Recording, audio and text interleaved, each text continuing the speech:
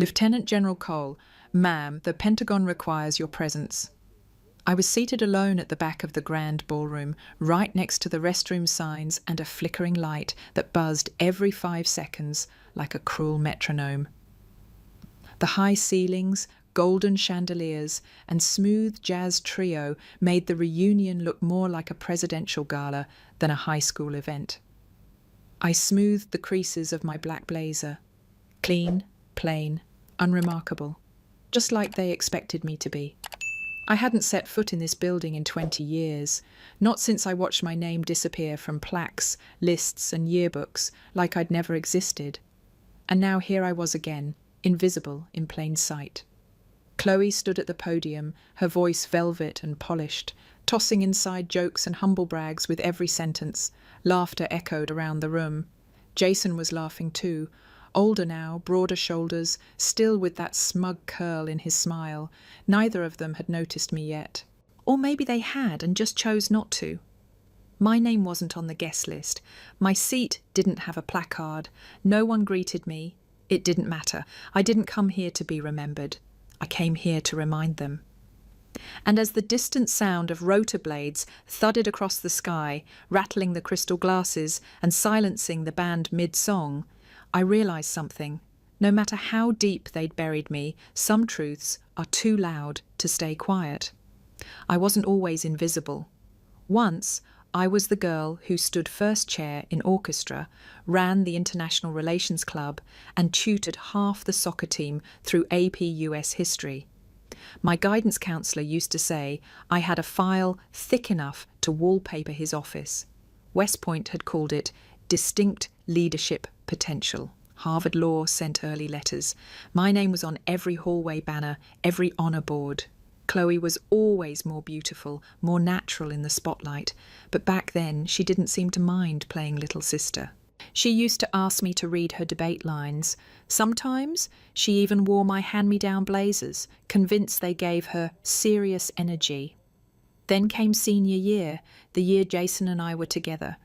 The year I stopped caring about prom committees and started reading classified strategy briefs from the War College on my dad's desk. The year I turned down Ivy League offers and said yes to West Point. It wasn't supposed to be a scandal, but Jason saw it as betrayal. Chloe saw it as weakness.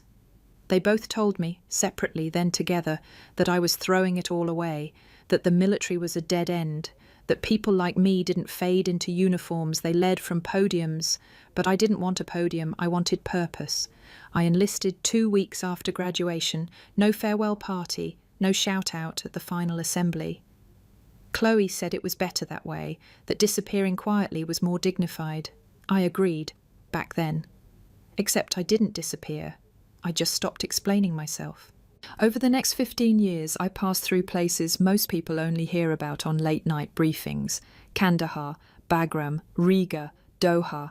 Sometimes underground, sometimes airborne, always untraceable. Promotions came quietly. Commendations arrived without ceremony. The ring from West Point stayed hidden beneath my sleeve. The stars on my uniform grew one by one in shadows. Chloe rose too. Law school, DOJ, public panels, podcast circuits. Her narrative was simple. The sister who stayed, who succeeded, who shined. She never mentioned me unless prompted. And even then, it was always a joke. Oh, Rebecca, she's somewhere hot peeling potatoes in camo. At first, I laughed it off. Then I let it go. I thought the world didn't need to know my name. But now, watching her from the edge of this ballroom, I'm beginning to realize erasure is not silence, it's theft. And I'm done being stolen from. The ballroom at Aspen Grove was dressed for spectacle. Crystal chandeliers, live jazz near the fireplace, name tags embossed in gold. Except mine. Mine was plain white, clipped askew to my dress like an afterthought. Rebecca Cole, no rank, no title, not even a whisper of what I had become. I found my seat at table 14, far from the stage, tucked beside the dessert bar and close enough to the emergency exit to make a quiet escape. Someone had already half-eaten the shrimp cocktail on the shared plate. Across the room, the inner circle had formed. Jason Hart, flanked by venture capitalists, Chloe, radiant in red, fielding air kisses and backhanded praise. Their names shone on the program booklet like royal lineage: Senator Gill, Deputy Director Cole, Dr. Marla Wu, CEO Wang. I sipped water slowly, scanning for Melissa Jiang, the only person here who might remember that I once ran circles around Chloe in Model UN. I caught her eye near the bar. She nodded, then looked away, unsure if she should approach. Then came Jason. He walked toward me like he owned the carpet, like the years had only sharpened his sense of inevitability. His smile was as smug as it was senior year. "Becca," he said, lingering on the name like it still belonged to him. "Still stationed in sandstorms, or did you finally retire to something cushy in Kansas?" I smiled politely. "Good to see you, Jason." "You always were tough," he continued. "But seriously, what happened to Harvard Law? You vanished. People thought you just dropped out. Shame, really. So much potential." Before I could respond, a woman nearby leaned toward her friend and whispered, loud enough for me to hear, "Wasn't she the one who joined the army? What a waste." I didn't flinch. Years in briefing rooms had trained my face to remain unreadable, but inside, something cracked. Not from hurt, but from remembering how easy it was for people to erase you when you stopped performing for their applause. Then Chloe appeared. She didn't hug me. She didn't smile. She gave me the kind of greeting reserved for stray animals and awkward memories. "Oh, Becca," she said, voice velvet over steel. "Glad you could make it. Vintage navy? Very. You." "It's just a dress," I replied. She tilted her head, performative concern painted on her face. "You know, we really should catch up. I'm sure your stories are fascinating." "I try to keep them quiet," I said. She laughed, tossed her hair, and leaned closer. "Well, not everyone was meant for centre stage." No one noticed the slight tremble in my hand as I set my water glass down. But I did. Because it wasn't fear, it was restraint. They thought I had faded. They were wrong. The air outside the ballroom was colder than expected. Sharp mountain winds scraped against my skin like truth finally catching up. I walked out onto the terrace, heels quiet against the flagstone, and pulled my phone from the inner pocket of my coat. One new message, encrypted. Priority 1, Odin, protocol breach, rigger compromised, Ghost V command requested, ETA 27 minutes. Underneath, a single line, "You will be extracted from current location. Prepare for public visibility." Public visibility. The words made my pulse lurch. For 15 years, I had been the one behind walls, in control rooms, briefing generals, crossing borders with 3 names and no identity. I wasn't trained to step into spotlights. I was built to vanish between headlines. Now, they were asking me to be seen, to emerge here tonight. I stared down at the ballroom through the tall glass panes. Chloe's voice carried through the mic like a theatre actress in Act 2. She was presenting alumni awards now. Laughs rose and fell like waves. Jason clapped a beat too loud. I should have left, should have slipped away into the night like usual. Instead, I stood still, phone cold in my palm. What would they see if they knew, if they found out that while they mocked me for peeling potatoes in Kansas, I'd been authoring counterterrorism doctrine in Qatar? That while Chloe edited her podcast, I'd spent 6 months negotiating extraction corridors across Balkan borders with 3-star clearance? What would Jason think if he learned that the woman he left for being too intense once coordinated a blackout operation that saved his tech firm's CEO from a hostage camp in Nigeria? They wouldn't believe it. That was the problem. The whole damn world only listens when the story is loud enough.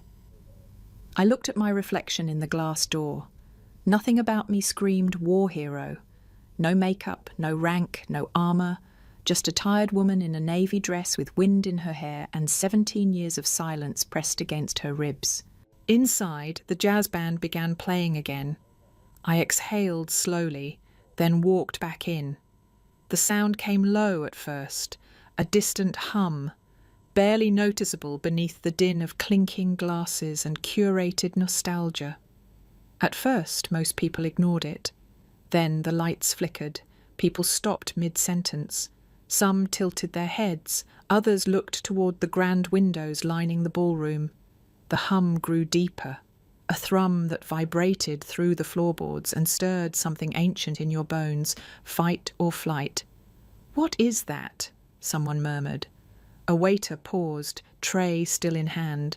A woman clutched her pearls, then the glass chandeliers trembled. I stood still. At table 14, hands in lap, breath steady. I didn't need to look. I already knew. The helicopter breached the night sky like a myth forged in matte black steel. Twin rotors slicing silence, floodlights painting the garden lawn in violent white. The wind hit first, sending napkins flying, overturning wine glasses, making Chloe stumble as her red dress snapped like a flag in a storm. Screams, gasps, phones came out like reflexes. Dozens of dots of glowing screens rose like desperate eyes looking for something to frame the chaos. Then the machine landed. Gravel and grass flew, the string quartet's music ceased, the MC dropped his mic. And from the open door emerged Colonel Marcus Ellison, full dress uniform, ribbons gleaming under artificial daybreak. He didn't hesitate, didn't glance around. His boots made no apology for crunching over marble tile and manicured grass. His eyes found mine. People were shouting now. "What is happening? Is that military? Is someone being arrested?" Chloe's voice cut through, cracking under pressure. "Who is that? Why is he coming here?" Ellison stopped exactly 3 feet in front of me, and with absolute composure, in front of 300 stunned alumni, he saluted. "Lieutenant General Rebecca Cole," he said loud and clear. "Ma'am, the Pentagon requires your presence. Immediate briefing." The words dropped like thunder inside a cathedral. There was no recovering from it. The room stilled. Forks froze mid-air. A wine glass shattered somewhere near the bar. Jason's lips parted, but no words came. Chloe gasped. Her mouth opened twice before any sound emerged. "Wait, General?" She looked at me like I'd grown a second head. I stood up slowly, pushed my chair back, smoothed my dress. My voice, when it came, was calm. "I believe I'm needed elsewhere."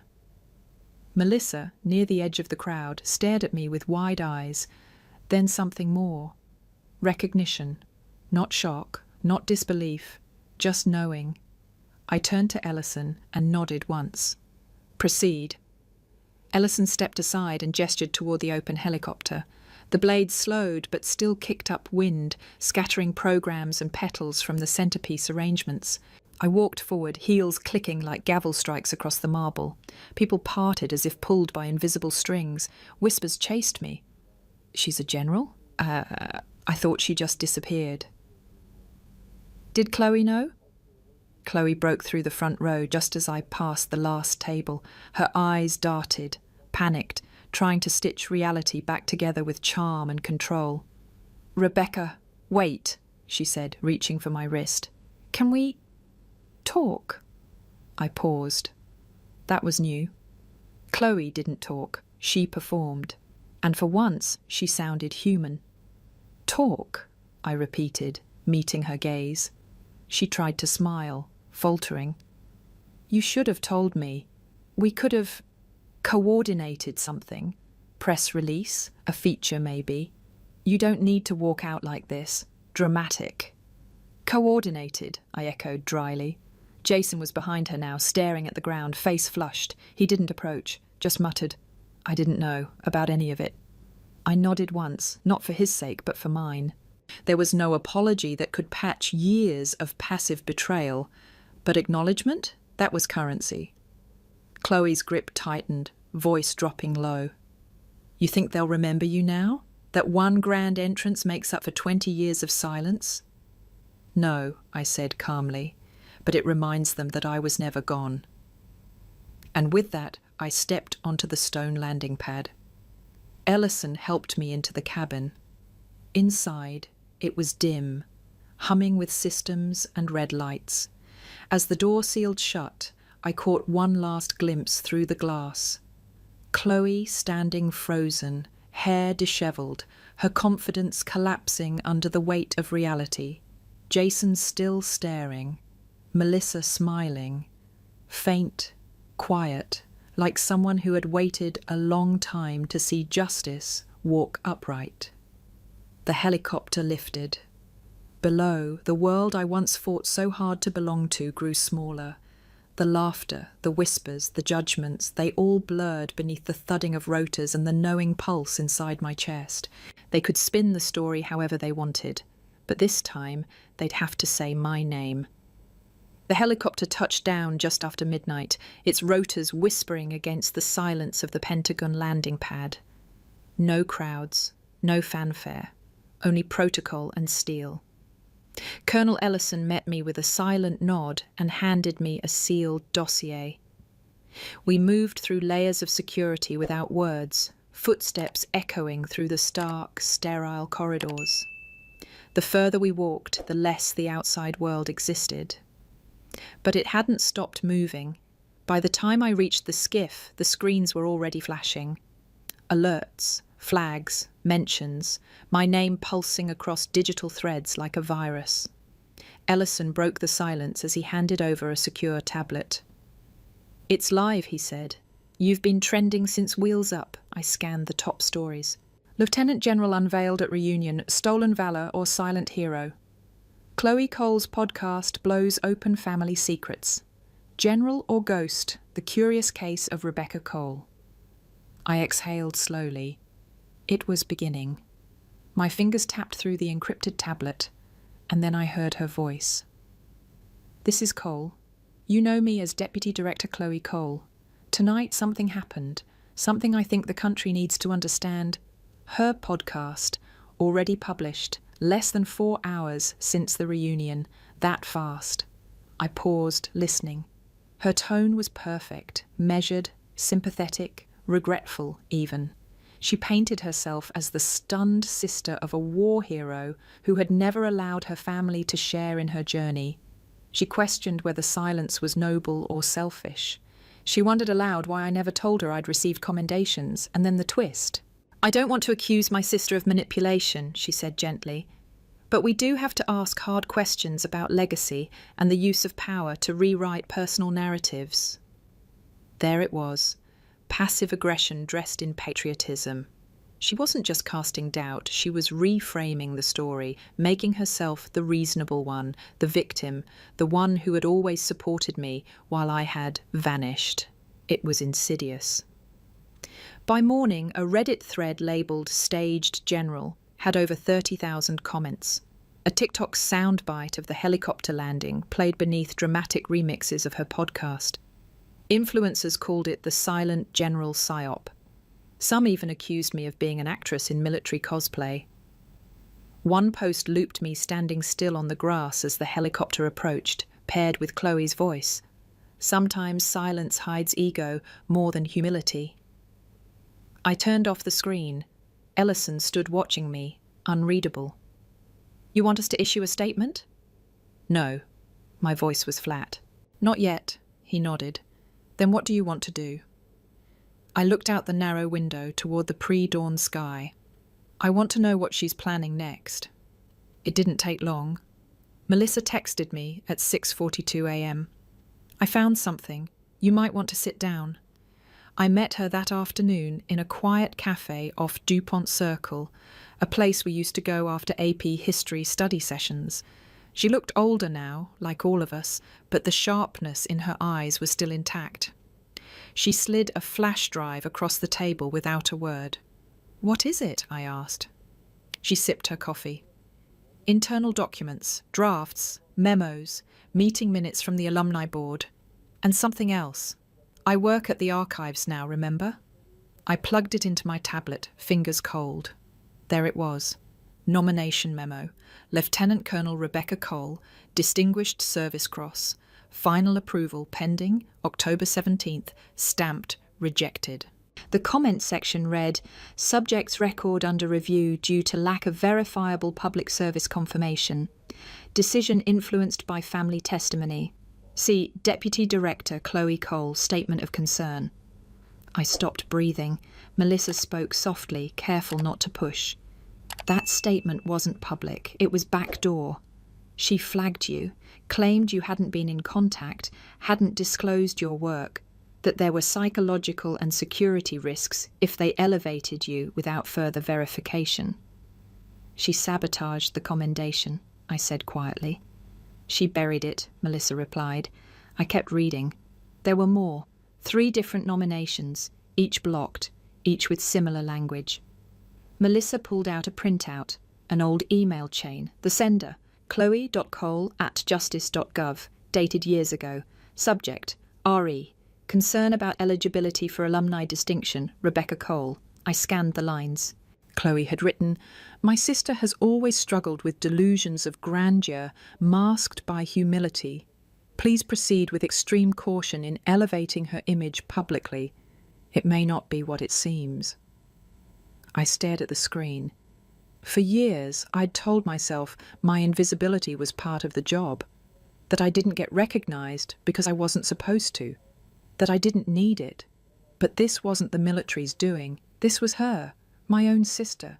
She hadn't just erased me from the family tree, she'd redacted me from the national record. Melissa leaned forward. This isn't incompetence, it's intent.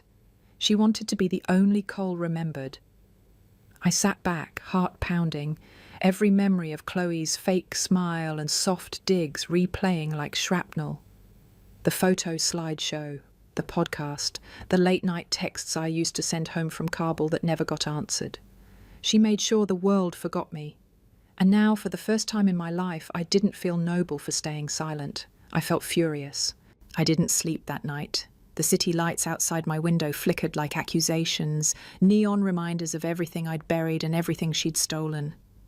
I sat on the floor of my apartment, medals spread out like puzzle pieces. None of them had ever been displayed. Most I'd received in closed rooms with no witnesses, handed over with a handshake and a whispered, "You did good." No press, no plaque. Just the knowledge that I came home when others didn't. But tonight, that didn't feel like enough. I opened the drawer where I kept my old field notebook. Inside were names, places, things I could never say out loud, things that would stay classified until I was dust. But also tucked in that book was something else. My acceptance letter to West Point, the photo of me in full cadet uniform, and a copy of the speech I'd written as valedictorian, the one I never got to give. Because Chloe got that slot, she'd convinced the administration that she'd be more palatable, that I was too intense. I remember standing behind the curtain that day, watching her read words she hadn't written to an auditorium that clapped like they meant it. I told myself it didn't matter, that she needed it more than I did. I lied to myself a lot back then. Now I knew better. I stood up, opened my laptop, and typed a single line into a secure channel, ready to authorize selective declassification. Within minutes a response came. "Confirm scope?" I replied, "Enough to tell the story, not to hurt anyone, just enough to exist." The next morning, I met with Melissa and 2 former officers who had served beside me in Bagram. One was now a security consultant, the other ran logistics for FEMA. Both agreed to help draft the timeline. We didn't build a revenge campaign, we built a record, not a counter-narrative, just the real one. A week later, the Aspen Grove High School Alumni Board received an anonymous delivery, a letter from NATO Command confirming my leadership in Operation Deep Iron, 3 photographs, me with my team, unblurred, a scanned memo from the Department of Defense verifying the Distinguished Service cross-nomination and subsequent interference. A single quote, handwritten at the bottom, "She never wanted the spotlight. She just didn't deserve to be erased." The board went quiet. But Chloe didn't. The very next day, she doubled down, live on a primetime interview, tears in her voice, faux tremble in her hand as she clutched old family photos. "She's not who you think she is," she said. "My sister hides behind titles, but she never let me in." It was subtle, strategic, measured, but for the first time, people didn't believe her. The top comment under the interview said, Then why did she try so hard to delete her? The inbox was overflowing again. Requests from media. Speaking engagements. A documentary producer who claimed he could redeem the narrative in 6 episodes and a Netflix deal. I ignored them all, except one. An invitation from the Aspen Grove board. We would like to formally recognise you at the upcoming Legacy Hall ceremony. No apology, no mention of Chloe. Just a sterile acknowledgement wrapped in too late sincerity. I stared at the screen, then hit delete. But the ghost of the message clung to me. Melissa called an hour later. "You should go," she said. "Why?" I asked. "Because silence was your armour. Now it's their excuse." She wasn't wrong. My silence had given them the room to reinvent me into whatever shape fit their story. But I still hadn't decided. Then Jason showed up. He waited outside my office at Fort Liberty, hands shoved deep in his coat pockets like a boy outside detention. When I opened the door, he looked up, not like a man looking for redemption, but like someone who'd finally accepted he wasn't the hero in someone else's memory. "Hi," he said. I didn't answer, just held the door open. Inside, he sat like it was a courtroom, his knees bounced. "I should have come earlier," he said. "Years ago." "You knew about the email," I said flatly. "Chloe's interference, the board, my nominations." His shoulders dropped. "I did. Not all the details, but enough to know something wasn't right. Yet you stayed quiet." He nodded, shame plain. "I believed her, or maybe I wanted to. You'd left. No letters, no contact. Chloe said you were unstable. I didn't question it. I didn't want to."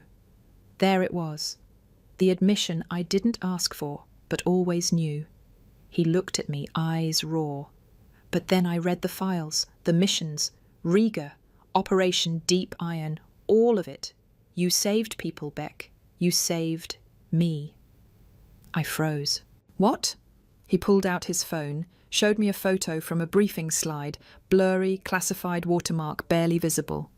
A military convoy pulled from an ambush site in Nigeria, 2014. "My team was there," he said quietly. "We were the VIPs. We never knew who coordinated the extraction. Just some ghost in command."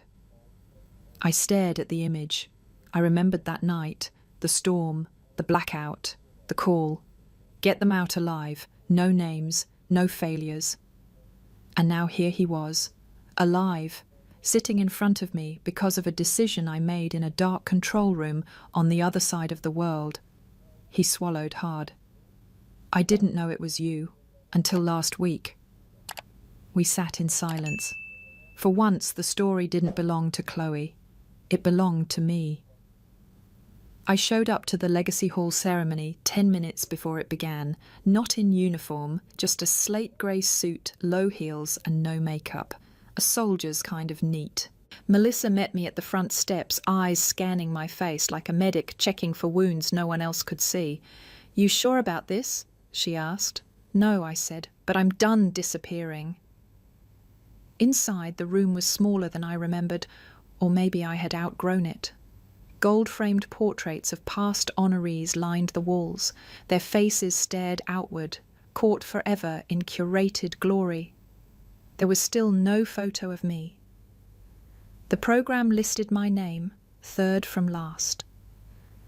Lieutenant General Rebecca Cole, Military Leadership and Humanitarian Operations. No mention of specific campaigns, no context, just the title, as if that was enough. Chloe was already on stage. She stood behind the podium in a navy blue sheath dress, composed as ever, voice polished like glass. She welcomed everyone with warmth and familiarity, even joked about family legacies and unexpected heroes. The audience laughed. She glanced at me, just once. A flicker of something. Uncertainty? Contempt? Fear? I couldn't tell. When my name was finally called, I walked slowly, deliberately. Applause rose, sparse at first, then heavier as people realised I wasn't just an empty title, that I had stepped out of shadows not to be applauded, but to be accounted for. I took the plaque in silence, no handshake. The MC leaned in, half whispered, "You're welcome to say a few words."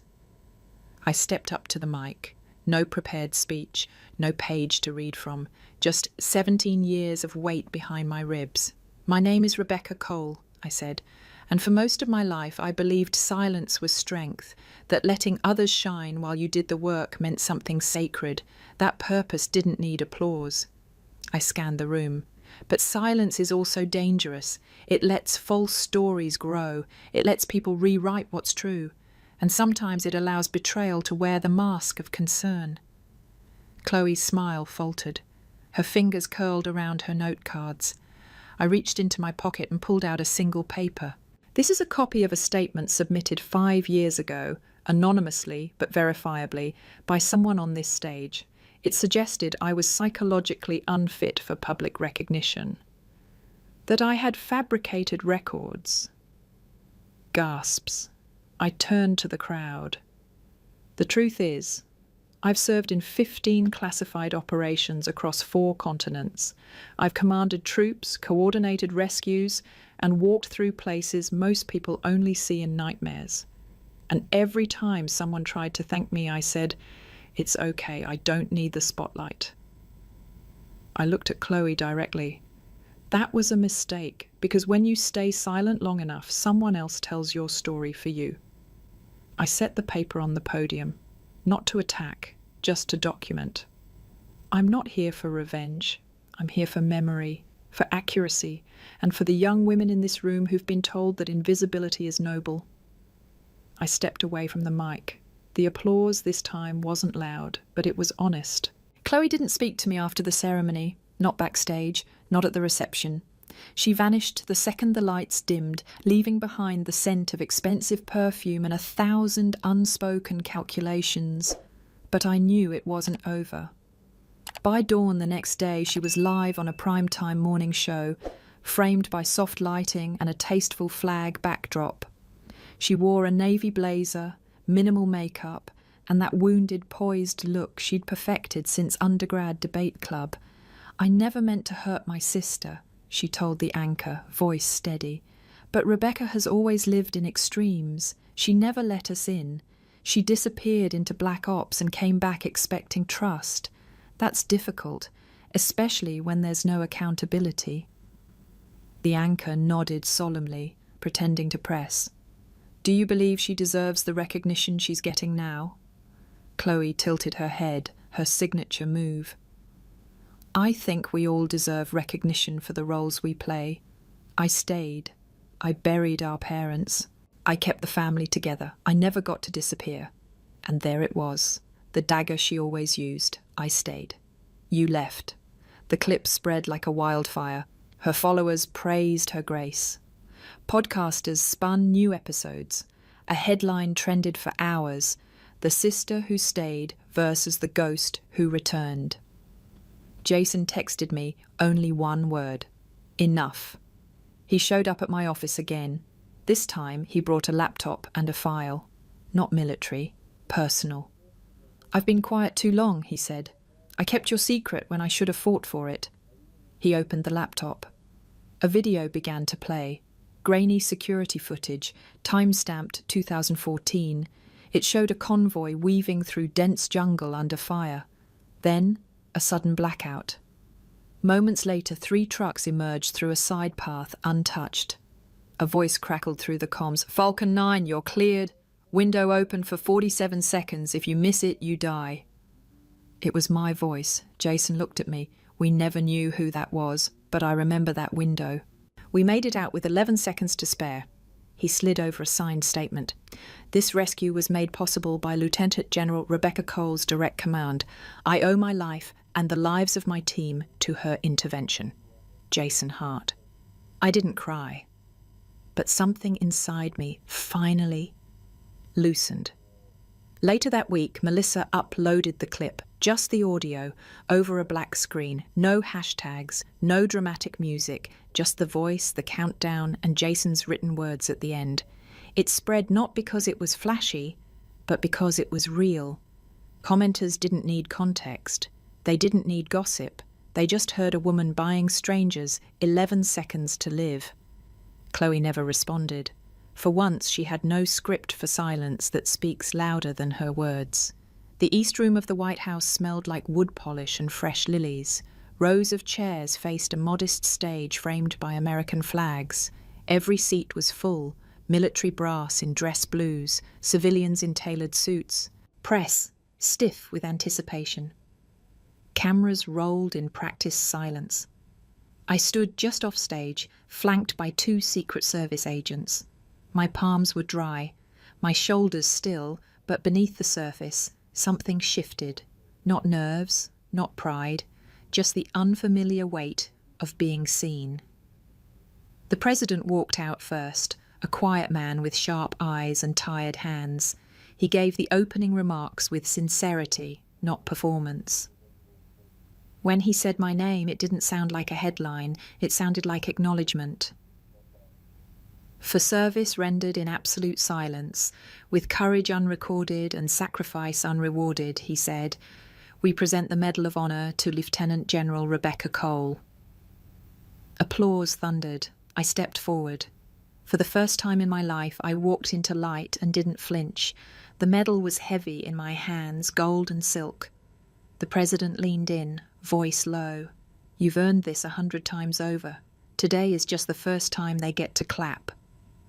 I nodded, unable to speak. Flashbulbs went off. Reporters shouted questions I didn't answer. A choir sang the national anthem. Then I saw her, Chloe, standing in the farthest row, just behind the last camera operator. No press badge, no entourage, just her. She looked small, the way people do when they've run out of places to hide. Her eyes were rimmed red, hands clasped tightly in front of her, like she wasn't sure if she was supposed to be here, like maybe she came to stop it, but arrived too late. We locked eyes for the briefest second, no nod, no smile, no wave. But in that moment, I saw it, the crack, not in her public persona, not in her campaign-ready veneer, in the part of her that once sat on our childhood bunk bed and whispered, if you leave, don't forget me. I didn't forget. She did. After the anthem ended, the president gestured for me to speak. The room quieted like the sky before a storm. Reporters raised their pens, cameras focused. Even the air held its breath. I stepped toward the microphone, medal cool against my chest. My notes were in my blazer pocket, untouched. I didn't need them. My name, I began, voice steady, is Rebecca Cole. For most of my life, I've worn uniforms without name tags, walked through rooms where my record didn't exist, and buried people I couldn't mourn out loud. A few nods, a few lowered eyes, but I wasn't looking at them. I looked at her, Chloe. She hadn't moved. Her arms were crossed now, shoulders tight, that familiar jaw clench of hers, the one she used when she was 6 and refused to cry. I used to think invisibility was safety, I continued, that disappearing meant strength, that if I worked hard enough in silence, the right people would know. I paused. But the truth is, silence doesn't protect, it isolates, it gives others room to rewrite you, and when your own blood holds the pen, that silence becomes betrayal. The words landed like stone. Chloe's gaze dropped for the first time. I let the quiet linger. But I didn't come here to recount betrayal, I said, softer now. I came here because somewhere along the way, I forgot that surviving isn't the same as living, and that sometimes the people who hurt you most are hurting too. That was for her. No name, no accusation, no theatrics, just space. Enough for both of us to step into if she chose. I looked back at the crowd. I accept this honor not just for what I did, but for everyone who ever served without applause, and for every woman told to stay silent so someone else could speak louder. A standing ovation followed, but I barely heard it. I looked again. She was gone.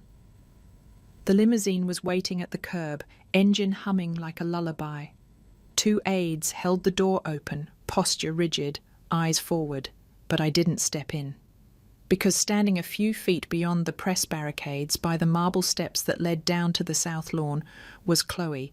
No cameras, no microphones, just her, alone. I walked over slowly. Each footstep echoed louder than any ovation I'd received that day. She didn't say anything at first, just looked at me, really looked for the first time in years. Not with judgment, not with control, but with a weariness I recognized too well. "Why did you pause?" she finally asked. "At the mic, before you said betrayal." I shrugged, because it almost wasn't the word I wanted. What was? Family. She looked down. Her voice, when it came, was hoarse.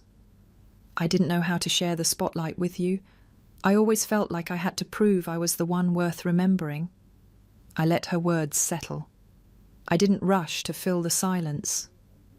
"You didn't have to prove anything," I said at last. "But you chose to erase me, to feel visible." Her chin trembled, but she held it still. I was wrong. 3 simple words. The apology wasn't perfect. It didn't rewrite anything, but it was real. I stepped closer. "You know what hurts?" I said gently. "It's not what you did in public. I've faced worse. It's that I kept thinking you'd call, that at some point, even once, you'd say, 'I'm proud of you,' and you never did." Her eyes filled. "I didn't know how. You were always 10 steps ahead. I didn't want to look small next to you." "I never wanted you to feel small," I said. We stood like that for a moment. 2 sisters, grown women, too much time lost between them. "I'm tired, Beck," she whispered. "I know," I said. "Me too." She reached for my hand. I let her. It wasn't forgiveness, not fully, not yet. But it was a beginning. No cameras caught it. No tweets reported it. No podcast dissected our facial expressions. It was just real. And for the first time in a very long time, that was enough. 3 weeks after the ceremony, I moved into a rental house outside Arlington. Single story, white shutters, no alarm system, just a mailbox with my name on it, printed clearly, not coded. The quiet was jarring.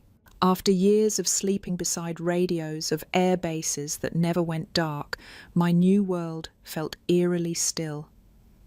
The hum of the refrigerator became my white noise. The neighbour's dog barking at 4 a.m. replaced coded comms. I didn't flinch at the sound anymore. I didn't reach for a sidearm that wasn't there. I made coffee in silence. I took long walks around the block, nodding at retirees, watering plants, and kids skateboarding past. No one asked who I was. No one cared. I liked that more than I expected. The Pentagon offered me a think tank seat, civilian post, corner office, clearances intact. I turned it down. "I need time," I told them. What I meant was, I need to know who I am when I'm not at war. Melissa visited one Saturday with her 2 daughters. They brought muffins, spilled juice on my carpet, and drew on my patio with chalk. One of them asked if I was a spy. "No," I said. "I used to be a protector." She blinked, confused, then smiled. "Like a knight?" I nodded. "Kind of."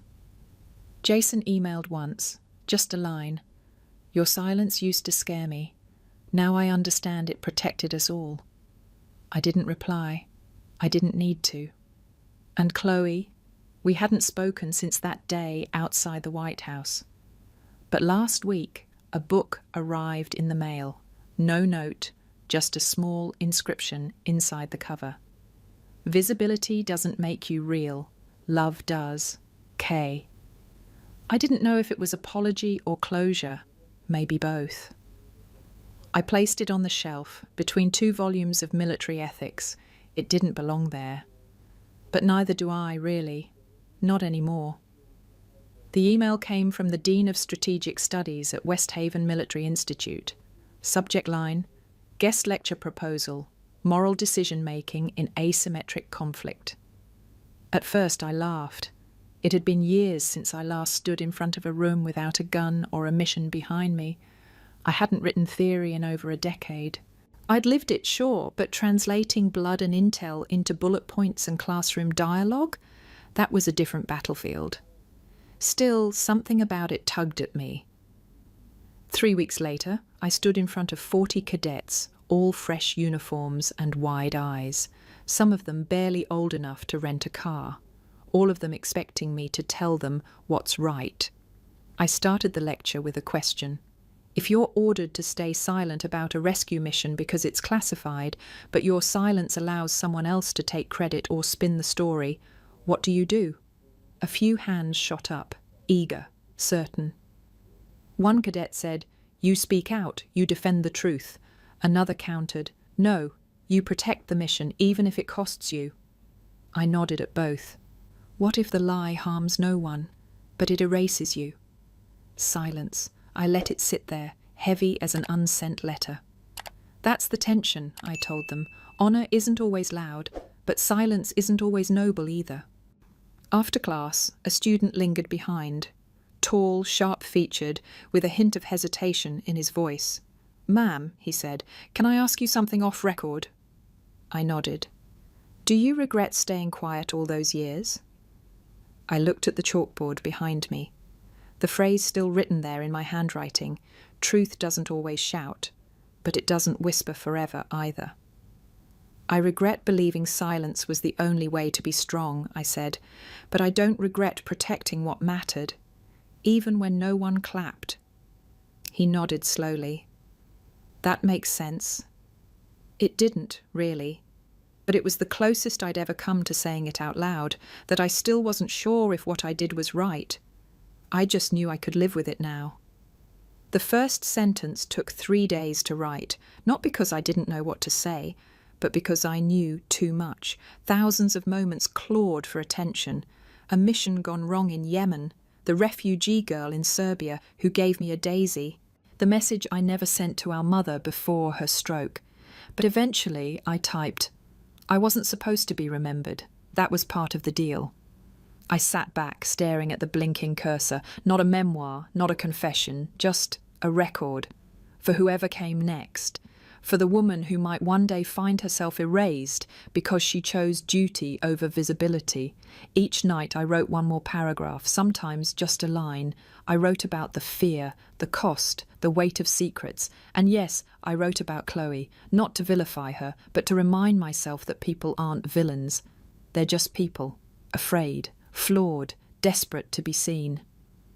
One morning, Melissa stopped by with scones and that quiet look she got when she was trying not to pry. She spotted the printed pages on my kitchen counter. "You're writing it down?" she asked. I nodded. "For you?" "No," I said. "For her." "Chloe?" I shook my head. "For the girl I used to be, the one who thought disappearing made her untouchable." She didn't answer, just reached across the table and squeezed my hand. That night I walked outside, no uniform, no boots, just bare feet on cool stone. I looked up at the dark Virginia sky and whispered the names I couldn't write, the ones still classified, the ones still missing, the ones who saved me when I thought I didn't need saving. Then I went inside and wrote one more line. I was never invisible, I just forgot to leave a shadow.